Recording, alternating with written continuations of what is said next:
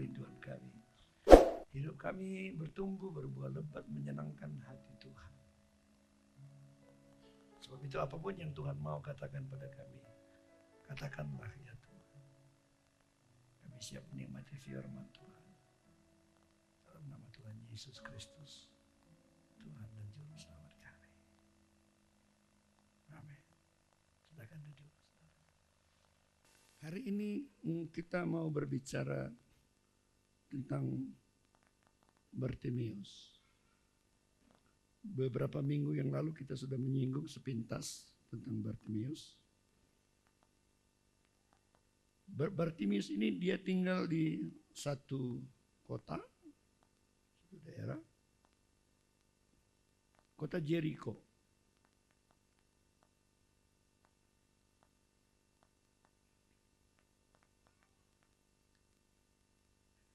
Kota Jericho adalah salah satu kota yang tertua di dunia ini. Itu kota yang tua sekali. Dan di Alkitab, kota Jericho sering disamakan dengan dunia. Itu maka kita baca ada perumpamaan tentang orang yang turun dari Yerusalem ke Jericho. Yerusalem itu adalah kota Allah. Jericho seperti saya katakan tadi disamakan dengan dunia.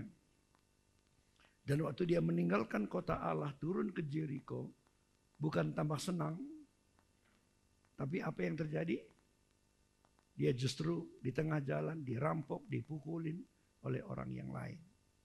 Jadi seharusnya janganlah tinggalkan Yerusalem.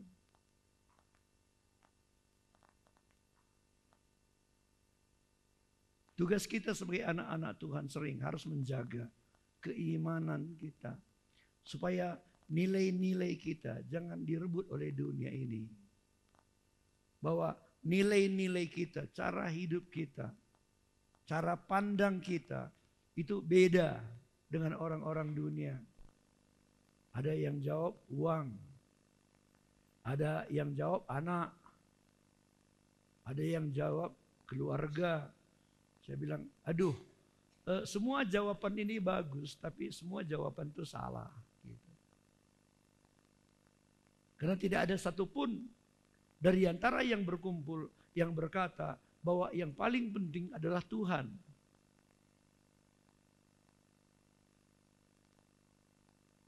Jadi kalau uang paling penting, maka waktu habis untuk uang. Kalau kesehatan paling penting, uang, maka waktu habis untuk ngurus kesehatan. Kalau anak yang paling penting, maka waktu habis untuk anak. Kalau begitu, di mana tempat Tuhan?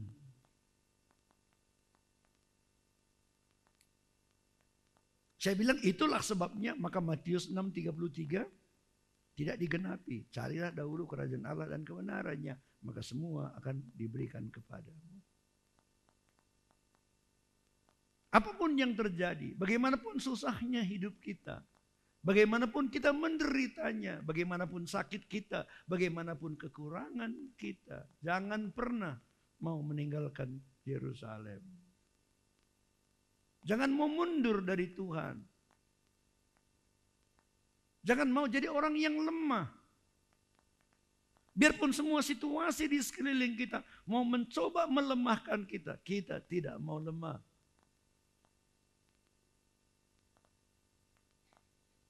Di Jericho banyak orang kaya, Zakheus. Salah satu antaranya. Tapi dia tidak menemukan kepuasan di kekayaan dia. Di kota Jericho ada seorang perempuan namanya Rahab. Dia mencari kepuasan di dalam diri laki-laki.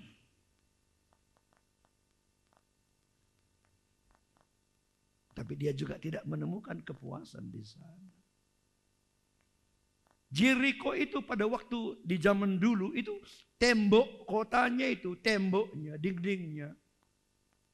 Dinding gereja kita ini berapa lebar? Tebalnya dinding kita ini berapa lebar? Ya, paling-paling 20 senti. Ya kan? Kota Yeriko itu tebal temboknya itu bisa muat 2 kereta perang. Saling selisih di atas. Karena memang kota itu dipersiapkan untuk peperangan. Kan sama seperti dunia ini sekarang. Di mana-mana perang. Militerisme.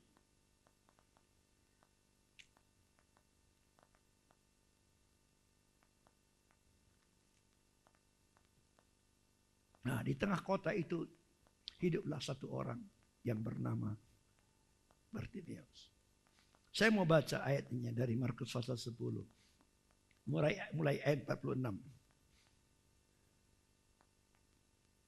Lalu tibalah Yesus dan murid-muridnya di Jeriko. Dan ketika Yesus keluar dari Jeriko bersama-sama dengan murid-muridnya dan orang banyak yang berbondong-bondong, ada seorang pengemis yang buta bernama Bartimeus, anak Timeus, duduk di pinggir jalan. Ketika didengarnya bahwa itu adalah Yesus orang Nazaret, mulailah ia berseru, Yesus anak Daud, kasihanilah aku. Banyak orang menegurnya supaya ia diam, namun semakin keras ia berseru, anak Daud, kasihanilah aku. Lalu Yesus berhenti dan berkata, panggillah dia. Mereka memanggil orang buta itu dan berkata padanya, kuatkan hatimu, berdirilah, ia memanggil engkau. Lalu ia menanggalkan jubahnya, ia segera berdiri dan pergi mendapatkan Yesus. Tanya Yesus padanya, apa yang kau kehendaki supaya aku perbuat bagimu? Jawab orang buta itu, Rabuni, supaya aku dapat melihat. Lalu kata Yesus kepadanya, pergilah, imanmu telah menyelamatkan engkau. Pada saat itu juga melihatlah ia, lalu ia mengikuti Yesus dalam perjalanan. Ada beberapa hal yang saya ingin kita pelajari hari ini. Yang pertama, Bartimeus itu dia respon terhadap panggilan Tuhan. Terpenguai. Dia bukan jadi orang yang acuh, tak acuh kepada kedatangan Yesus, kepada panggilan Tuhan. Dia antusias. Kita semua adalah orang-orang yang dipanggil oleh Tuhan. Amin. Bisa aminnya lebih baik. Amin. Ya.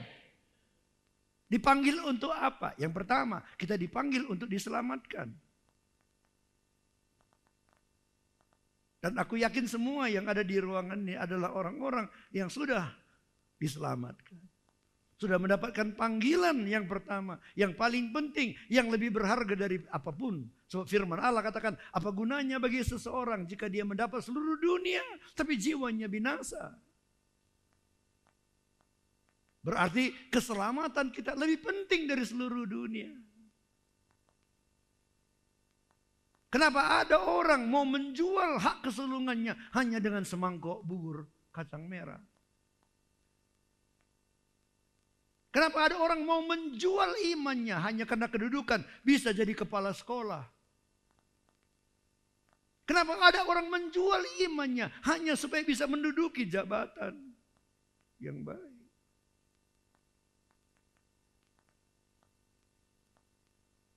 Karena dia nggak mengerti betapa berharganya keselamatan itu.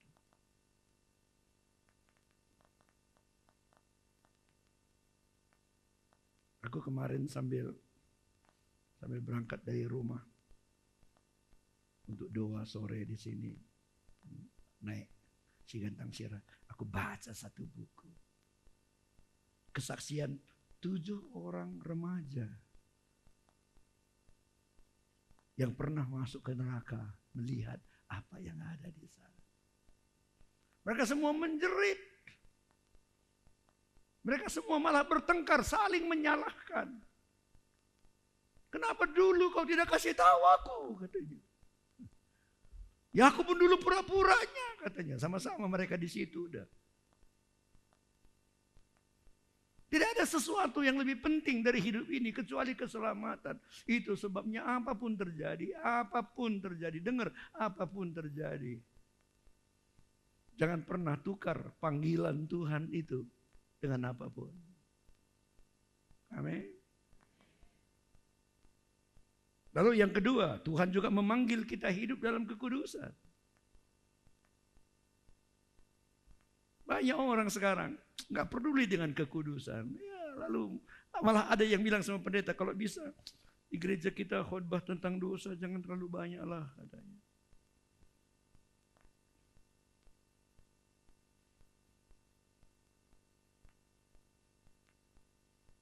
Waktu aku pergi ke Medan, ngobrol-ngobrol dengan satu orang tentang suaraku. Lalu dia bilang, Bapak coba ini ya, aku kasih obat tetes gitu. Lalu dia cari botol kecil, nggak ada. Akhirnya dia ambil botol obat tetes mata. Buka, lalu dia taruh itu seperti alkohol, seperti spiritus gitu ya. Masukkan ke dalam dia. Ini Pak, diteteskan ke air panas. Dia pikir, wah ini obat tetes mata. Diteteskannya matanya. Apa yang terjadi? Taruh spiritus. Coba nanti di rumah kamu coba taruh spiritus di mata Anda. Gimana rasanya? Bingung aku taruh di mana. Akhirnya itu harus kutaruh di tempat yang khusus, yang sulit dijangkau. Dan kuambil spidol, kutulis di botolnya. Di label obat mata itu kutulis, awas.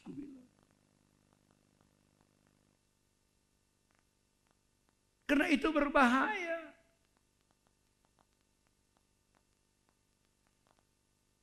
Coba kalau Endrin ditaruh di botol, lalu ditulis di luarnya obat batu. Apa yang terjadi?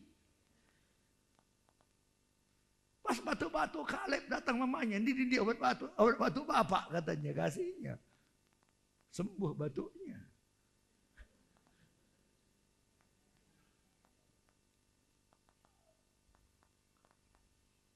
Dosa tetap dosa. Amin. Semua bilang dosa tetap dosa. Nanti aku bicara lagi lebih dalam sedikit mengenai. Tapi kita dipanggil untuk hidup dalam kekudusan. Kita juga dipanggil untuk melayani.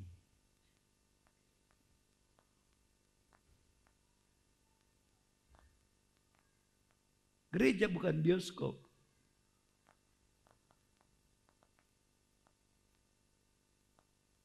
Kalau ke bioskop, apa kita lakukan? Bayar kolekte dulu. Beda bioskop sama gereja kan gitu. Kalau gereja kolektenya belakangan atau di pertengahan. Kalau bioskop kolektenya di depan. Kasih kolekte dulu, baru masuk ke dalam, lalu kita sampai tamat katanya selesai, pulang, nggak ada urusan. Gereja bukan bioskop. Gereja bukan tempat menonton. Gereja bukan tempat diam. Kita dipanggil oleh Tuhan jadi umat Tuhan. Supaya kita bisa melayani. Semua kita dipanggil untuk pelayanan. Semua kita harus berfungsi. Semua kita harus jadi anggota jemaat yang kalau kita nggak ada, terasa bahwa kita nggak ada. Karena kita semua adalah tubuh Kristus.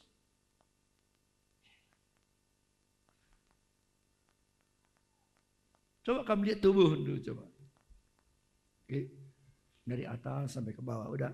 Kira-kira coba tunjukkan saya satu di antara semua anggota tubuh ini yang tidak ada gunanya.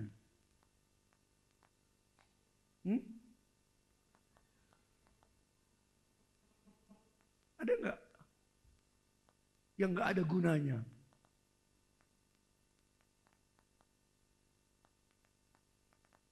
Kuku ini ada gunanya enggak? Apalagi apa kira-kira? Bulu mata gimana? Coba agui bulu mata doi. Bulu hidung gimana? Tidak ada satu bagian pun dalam tubuh ini yang tidak berguna. Semuanya berguna. Amin. Sama seperti kita dalam Tuhan. Kita semuanya berguna. Dan harus berguna. Bilang sama sebelahnya, rupanya kamu berguna juga kawan. Kupikir selama ini kamu gak berguna. Ternyata berguna juga. Aturan orang Karo paling paham pun. Sampai namanya pun Gunana. Terguna. Kita dipanggil untuk melayani. Gak pintar kamu khotbah. Mungkin kamu bisa pujian. Gak bisa pujian, mungkin kamu bisa singer. Gak bisa. Antara anggota tubuh ini yang tak berguna. Artinya apa? Stroke.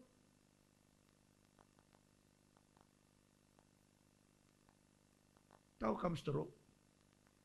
Gak berguna lagi. Gak bisa digunakan lagi. Senang kamu jadi orang stroke? Hah? Enggak kan? Senang kamu gereja ini gereja yang stroke? Kalau kamu enggak berguna, kamu jadikan gereja ini gereja yang stroke. Bilang sebelahnya, jangan gara-gara kamu gereja ini stroke. Gimana caranya? Ayo kita melayani. Semua kita dipanggil untuk melayani.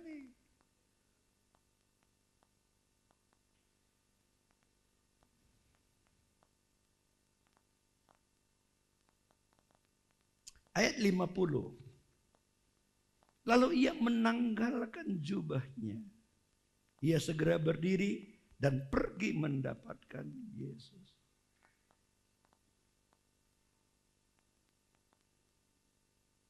Bukti respon dia terhadap panggilan Tuhan.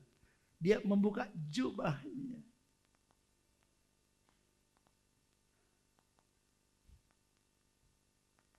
Menurut kamu kira-kira jubah Sakyus itu seperti jas saya ini bagusnya? Respon lah. 1, 2, 3. 1, 2, 3. Respon. Jangan ngantuk-ngantuk lah. Aku disusul tadi terganggu aku. Tadi pagi itu. Karena di belakang ada satu bapak-bapak.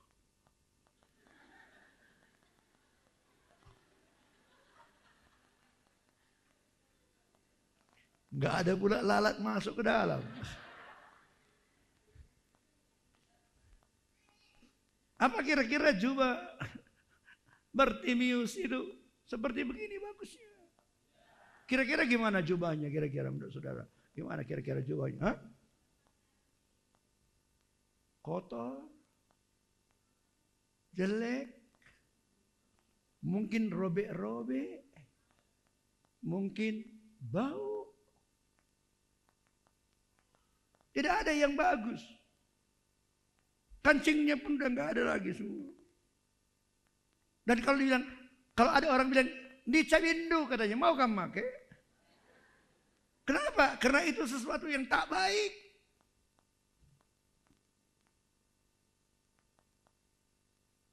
Responnya terhadap panggilan Tuhan yang nggak baik itu dibuka, ditinggalkan aja dulu.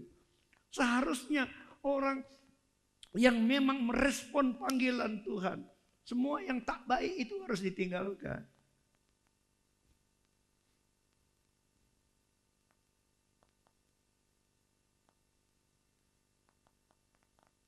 Kalau mama-mama sama mama-mama kumpul, ngapain kamu?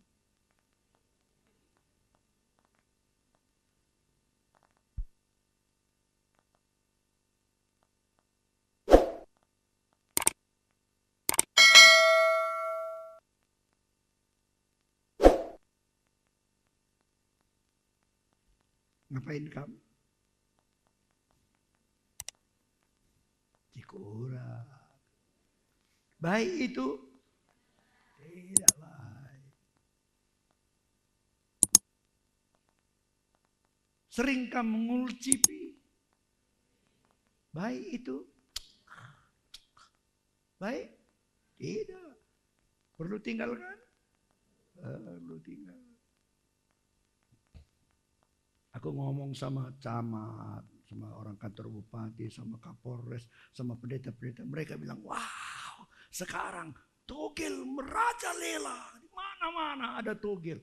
Aku bilang, kalau ora et labora, anggota ora et labora, tidak ada satupun yang beli togel.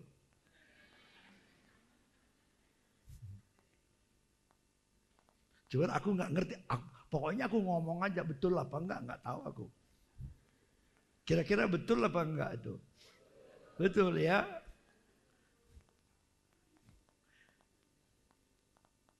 Gimana kalau kamu nggak beli togel, tapi kamu jual togel?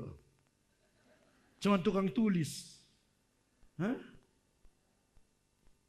Itu yang nanti di neraka orang bilang, kenapa dulu kamu jual sama aku, katanya. Ya kan? Heran. Masih ada orang yang mengaku diri Kristen. Mau. Ngulas-ngulas togel. Koran itu kan udah jelas bentuknya gini. Ada sikit-sikit dukun, sikit-sikit dukun. Masih ada tahan-tahan dagingnya. Di mulutnya masih ada isinya supaya laku jualan katanya.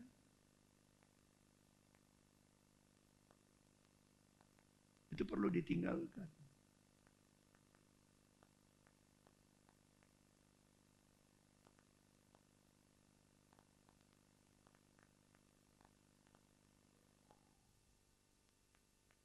Hari Selasa kami undang dari moderamen GWKP. Jadi yuk kita coffee morning. Selama ini jarang komunikasi kan. Karena mereka kan agak tertutup. Sudah kita coffee morning di Hotel Sinabung. Lagi pada baginda Cilena, katanya, nggak masalah. Ngobrol, dia bilang, kita sekarang ini Tanah Karo harus dibicarakan tentang bagaimana kemiskinan Karo. Saya bilang, aku tidak sependapat, aku bilang. Kenapa katanya? Karena udah diuji orang Karo itu, waktu baik semua ekonominya, waktu belum ada cicit. Harga jeruk mahal, kentang mahal, semuanya mahal. Banyak yang pergi ke Bandar Baru. Yang ketawa itu mencurigakan tuh.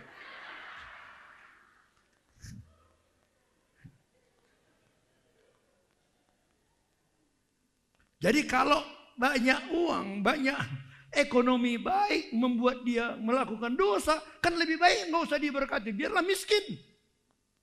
Supaya nggak punya uang untuk melakukan dosa. Waktu semuanya ekonomi baik, bisa 1 minggu katanya 3.000 laki-laki singgah di sana. 1 minggu.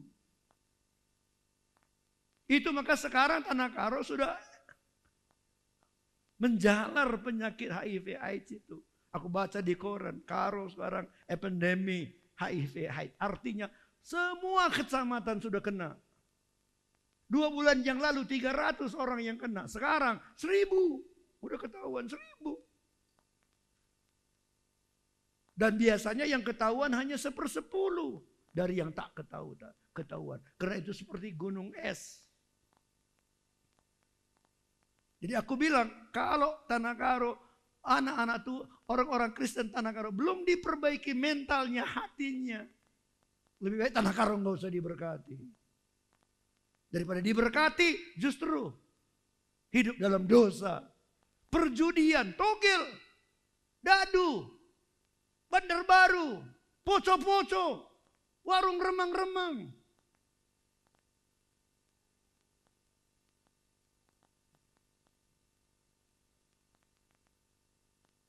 Tapi kalau diberkati supaya kita makin maju dalam Tuhan. Membawa kita lebih dekat dengan Tuhan. Kita bangun rumah supaya ada tempat kebaktian. Kita beli mobil supaya bisa ajak kawan-kawan kita yang lain datang ibadah. Oke, kita berdoa supaya Tanah Karo diberkati oleh Tuhan. Tapi Kalau diberkati hanya membawa lebih jauh dari Tuhan, lebih baik nggak usah diberkati. Coba tanya sebelahnya, kamu suka diberkati atau nggak diberkati? Fondasinya nggak diperbaiki. Fondasi dulu, diberesin dulu fondasi.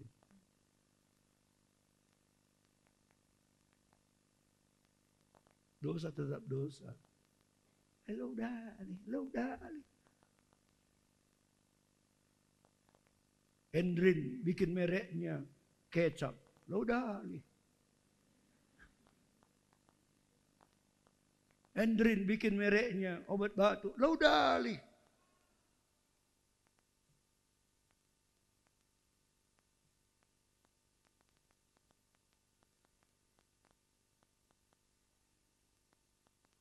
Bartimeus dilepaskannya. Baginya yang penting datang pada Tuhan. Yang penting Yesus. Banyak pengemis yang di sana, tapi yang lain yang penting banyak orang, duit. Duit aja pikirannya. Bartimeus enggak dipikirkannya lagi, enggak dapat uang hari ini. Pokoknya Yesus. Aku mau ketemu dengan Yesus.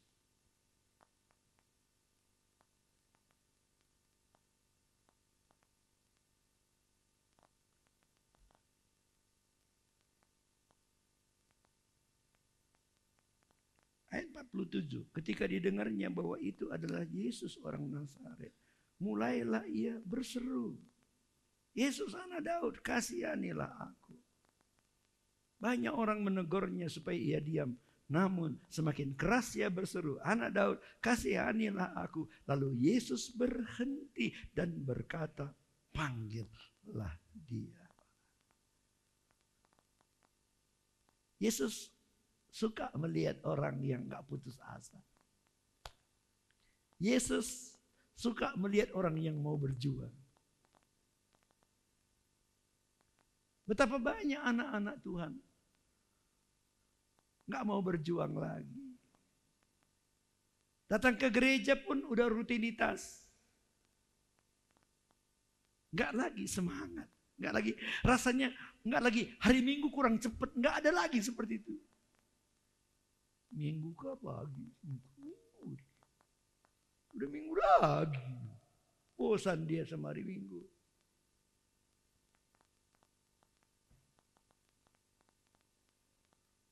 Tuhan itu suka dengan orang yang antusias.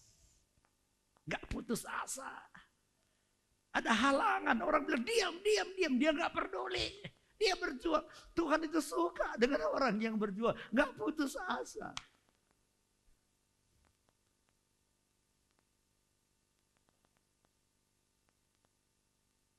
Kami pun di MD sama. Kadang-kadang aku lihat sama Tuhan tuh, aduh gimana lah. Memengok. Udahlah. Sinungkat-nungkat galuhna. Kau urus urusanmu, ku urus urusanku. Tapi ya enggak lah, tetap ini hamba-hamba Tuhan harus didorong untuk maju. Terus apa yang bisa kita lakukan? Kita lakukan terus. Berusaha. Dan itu sebabnya akhirnya kita diberkati sama seperti Bartimeus. Dia tidak putus asa. Biarpun orang lari, jangan ribut. Tapi firman Tuhan katakan makin keras dia berseru. Perlu berjuang. Kalau orang yang cepat putus asa, nggak bisa dia diberkati.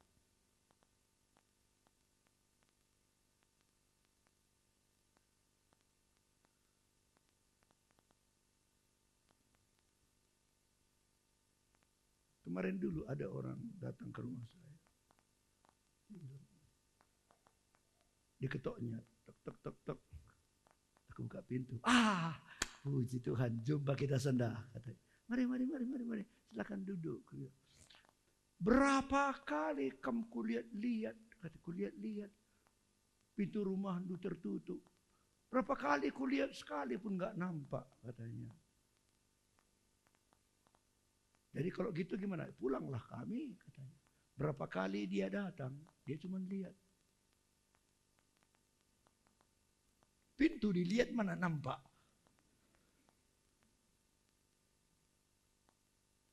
Atau Pernah kan dia datang kan? Ketok, tok, tok, tok, tok, tok. Citunya aku. Tapi dia nggak semangat, nggak antusias dia. Pernah dengar baca dalam firman Tuhan, ada orang kedatangan tamu di rumahnya tengah malam.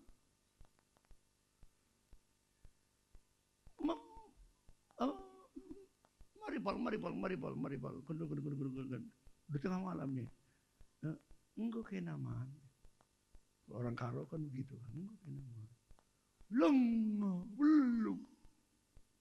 Jadi belum makan, belum cilaka di rumah. Enggak ada apa-apa pun di rumah.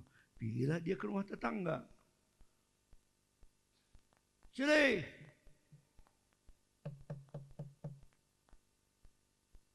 Entah sitik beras du.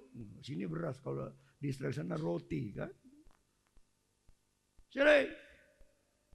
Minta sedikit beras. Enggak ada suara. Kalau dia seperti yang dua orang menemui saya itu, pulang dia. Enggak ada orangnya katanya. Tapi firman Allah mencatat. Orang itu tidak begitu. Sini. Beras segantong. Enggak ada lagi suara. Hoi, sini. Lakam rumah, hoi. Hoi, sini. Jawab dari dalam. Enggak kami duduk. Silik, sedang datang. Silik, sedang datang. Orang itu sampai nggak bisa tidur. Apa yang harus dia lakukan? Ya udah, supaya jangan ribut, turun dia buka pintunya. Nih 2 gantang kian nih. Ulah kamu gejek katanya kan. Apa yang menyebabkan akhirnya perjuangannya berhasil? Karena dia tidak berhenti berjuang. Coba tanya sebelahnya, kamu agak lemah dari tahlang. Gitu. Hah? Apa katanya? Adi bagai ulang adi berjuang kawan. Itu tetap semangat kawan. Bilang. Ada seorang janda. Ada perkaranya di pengadilan. Taulah kamu udah janda. Siapa lagi dekingnya? Uang pun nggak ada. Zaman seperti zaman sekarang. Siapa yang uangnya banyak itu yang menang. Susah kali hatinya. Gimana lah. Ada nggak sesuatu yang lebih kuat dari uang? Ada. Dia datang ke kantor pengadilan. Bapak Hakim menangkan lagu Bapak Hakim. Nggak bisa. Pulang dia. Besok lagi dah. Pak Hakim. Menangkanlah aku. Enggak bisa. Besoknya lagi ada orang ketua pintu. Waktu buka pintu, si janda lagi situ. Hakim, menangkanlah aku. Enggak bisa. Besoknya datang lagi dia. Hakim, menangkan aku. Hakim bilang, panggil satpam. Satpam, bawa dia keluar. Dari jauh, Hakim, menangkan aku. Besoknya masuk kantor pun nggak boleh lagi, di gerbang ditunggunya. Oke, menangkan aku. Nggak juga. Besok waktu belanja istrinya, ibu, bilang sama Pak Hakim, menangkan aku ibu. Kalau nggak tiap hari ku ganggu ibu. Pergi dia ke sekolah, pas anak hakim itu pulang sekolah. Nah, bilang sama bapak, menangkan aku ya. Menangkan aku. Sampai istri sama anaknya marah sama si hakim. Gara-gara itu saja, maka kami terganggu semua. Udah, menangkan saja dia, enggak katanya. Firman Allah katakan, akhirnya janda itu dimenangkan. Bukan gara-gara deking, bukan gara-gara uang. Gara-gara dia tidak pernah putus asa berjuang. Tidak pernah putus asa berjuang. Tidak pernah putus asa berjuang. Bilang kiri kanannya, jangan putus asa kawan.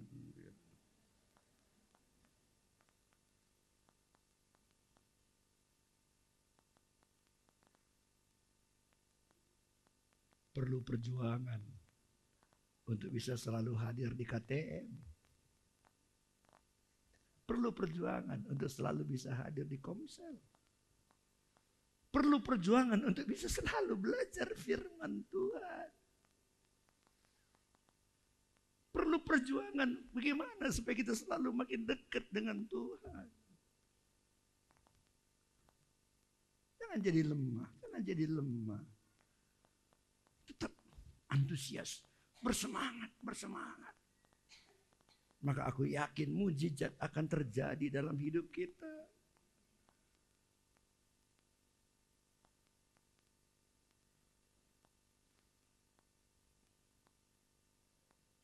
Ayat 51, tanya Yesus padanya, apa yang kau kehendaki supaya aku perbuat bagimu? Jawab orang buta itu, Rabuni, supaya aku dapat melihat. Itu lebih penting, ada sesuatu yang lebih penting daripada uang.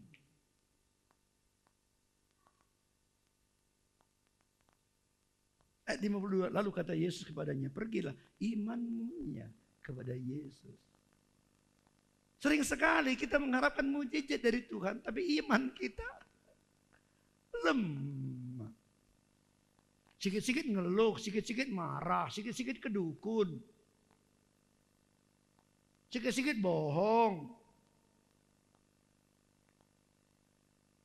Nggak kelihatan iman kita. Padahal iman kita itu mempengaruhi apa yang kita dapatkan. Karena firman Allah berkata, jadilah sesuai dengan imanmu. Kalau engkau berharap Tuhan mengerjakan perkara besar, butuh iman yang besar.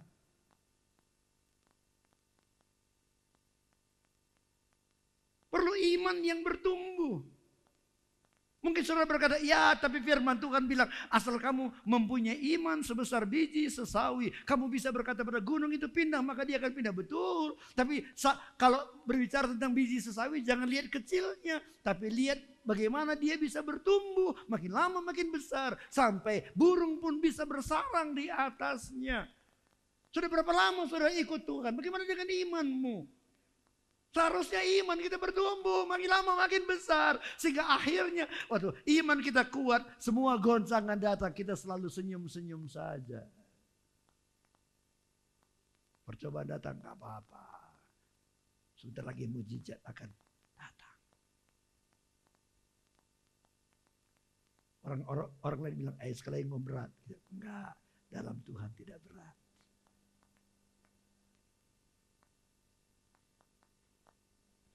Ada satu bapak, pergi dia mancing ke danau, bawanya anaknya. Yuk mancing, aku. Sampai danau, mancinglah si bapak ini. Cek, dapat ikan 10 kilo. Besar enggak? Besar, enggak. Sebesar Deo. Besar, wow, anaknya, ore. Bapak jago, dapat ikan 10 kilo. Tenang dulu, aku tenang. Dikeluarkannya pancingnya dari mulut ikan, dilepaskannya ikan itu ke danau. Bingung anaknya, gimana lah langgus stres bapak pikirnya. Pak, kenapa dilepaskan? Tenang nakku, tenang. Dilemparkannya lagi pancingnya, tariknya, dapat 3 kilo. 3 kilo pun kan besar itu. Wah, syukurlah nggak kecewa hari ini kata anaknya. 3 kilo pun lumayan lah, tenang nakku, tenang. Lepaskannya pancing, dilepaskannya lagi ikannya. Apa ini aneh ini pikir anak. Tenang aku, tenang. Dilemparkannya lagi pancing. Dapat ikan mujair segini.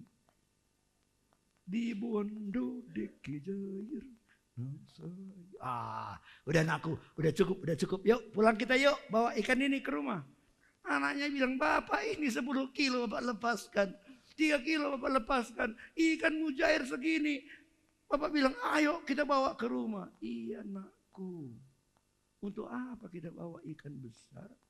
Kalau kuali mamamu pun cuma segini katanya. Kayak kuali ampam balik lagi, cuman segini. Kalau digoreng di situ ikan 10 kilo, belepotan nanti 3 kilo pun yang cocok, ikan mujair segini. Jadi sesuailah ikan yang kita bawa dengan kuali yang ada di rumah.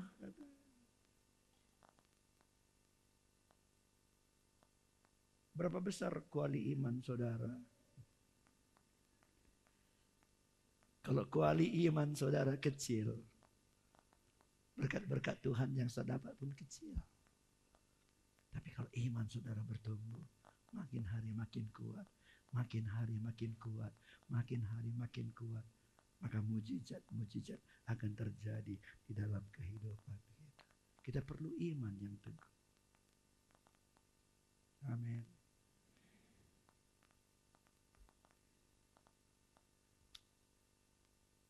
Mari pemain musik.